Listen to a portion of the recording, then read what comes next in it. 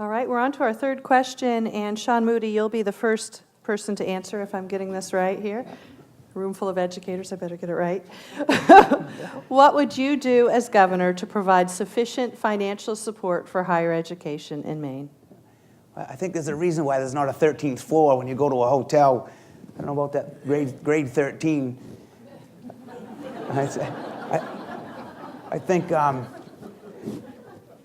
I think really we've got to look at it seriously. Higher education has got to be a priority in Maine for all the reasons that you folks have worked so hard to develop the plan and develop the, not called the blueprint, but a guide. It's just absolutely, it's imperative that we invest in higher education. Now, right, where's that going to come from? We're going to change our welfare system to workfare. Give people a hand up, not a handout. There's a tremendous amount of savings, and it's not about so much the dollar, it's about restoring people's dignity that are getting money from the state, assistance, that can be transferred for a priority so we can educate our young adults to take over these jobs, these high-skilled jobs and training. They can stay in the state of Maine, and we can build a stronger community for all of us. Thank you, Sean. Kevin, what would you do as governor to provide sufficient financial support for higher education in Maine? Well, first and foremost, I just want to interject real quickly that the 13 grades is not a horrible idea. If you look at preparing kids for college and being associate's degree ready by the 10th grade, it's an innovative solution. It's working in South Carolina. Secondly, 48% of every parent receiving a welfare benefit in this state today, a food benefit, is working now. So I don't know what you're going to get out of that. What I would also like to interject is that other half, a lot of that demographic is elderly or mentally challenged. Do we really want to go after those people for funding for education? I don't think so. What we can do, however, is we can look at targeting the cost of our state government. And by lowering those costs, which the Brookings Institute a couple years ago said is imperative if we are to attract smart growth for our state, we need to show corporations and other business entities that Maine is serious about getting its house in order. That's a top priority for me. I've put forth some innovative ideas with 32-hour voluntary work weeks. I've talked about results-oriented work, which is a real boost for morale and a real boost for productivity. So let's not go slamming a bunch of ideas or throwing around loose numbers on welfare. Real savings happen when you reduce size and cost. Thank you. Thank you. I don't know how strict you guys want me to be, but I'm giving them about 5 or 10 seconds. Okay. I get another 5. No, you already took it. Elliot, what would you do as governor to provide sufficient financial support for higher education in Maine? We're going to have to get a lot of the resources out of the system.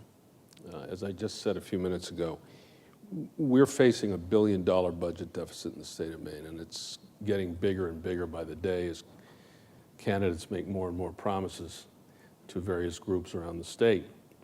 The universities and colleges in the state of Maine today are organized, as we all know, in 2 separate systems.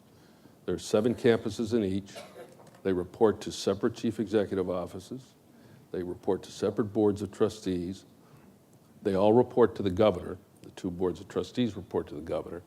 There's precious little relationship between the systems and even in some cases within the systems themselves. And there's very little relationship, or less than there needs to be, between the system and the P through 12 system in the state. That all needs to change. That all needs to change. We are a state of 1,300,000 people. We have precious few resources. We need to get as much out of what we're spending as possible. Thank you, Elliot. Paula Page, what would you do as governor to provide sufficient financial support for higher education in Maine? Want me to go a second time? I had the last one starting with Sean. So, Oh, this is to provide not for the students, but for the schools, the financial support for the schools. quite frankly, I will tell you, the University of Maine system, I think, has done a horrible job in 2 areas. Getting more Maine adults going back to getting further education. And secondly, they've done a terrible job marketing outside the state of Maine and getting out-of-state kids to come to Maine. And the reason I say that is they've known for 10 years now, population's going down every year, pool's getting smaller. It's got to compete against the community college system. In order to stay viable, you got to fill the classrooms. In order to fill the classrooms, you got to look beyond the main borders. They've done a reasonable job, but they need to do a lot more. As far as education, as I said earlier, I think that I am really committed in looking through North Carolina, and that system has been working, and it lowers costs for Maine families, lowers costs of the overall education scheme. All right, thank you. And Libby, the last question for you.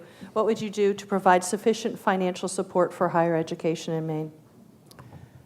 We all recognize what tough times exist here in Maine. We all recognize that, and we're trying to desperately do something about it. I'm very proud. I would exemplify the same kind of leadership I did in the past session when we had to reduce Maine's budget, again, by $1 billion, put it together. We brought together leaders from education, from the health field, from businesses to try to get it right. And we did the Maine way with shared sacrifices. And when there was a little bit of money found to put back in, Maine policymakers, Republicans and Democrats, chose higher education because we know that's our ticket to growing out of the mess that we're in. So I would do the same thing. I would work with leaders from all over the state of Maine, from every discipline, bringing us together to achieve a common goal. It will not be as much money as any of us would like to have because we're not out of the woods yet. But the only way out is to work together, bring people together, and focus on the right outcomes, which is investing in our people.